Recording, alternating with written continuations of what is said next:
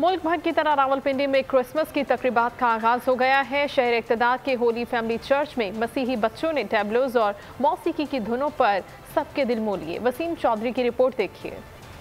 इक़्तिदार में क्रिसमस की तकरीबात का आगाज। होली फैमिली चर्च को सजा दिया गया। टैबलोज और बड़ों ने कैरल गाकर सबके दिल मोह लिए। चर्च में आए हाजरीन भी खुशी से निहाल नजर आए। यहाँ पर तमाम वालिदैन आए हुए हैं अपनी बेटियों को लेकर, अपने बच्चों को लेकर, जो कि इस मौका पर बहुत एंजॉय कर रहे हैं। अभी ये मौका है कि हम लोग खुशियाँ मनाएं, हम एक दूसरे की मदद करें। तकरीबात में मुल्क और कौम की सलामती के लिए दुआएं भी की जा रही हैं, जो कि पूरे माह जारी रहेंगी।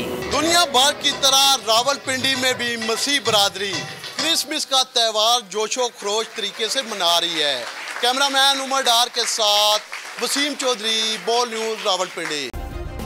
सब्सक्राइब करें और बेल दबाएं ताकि कोई खबर रह न जाए।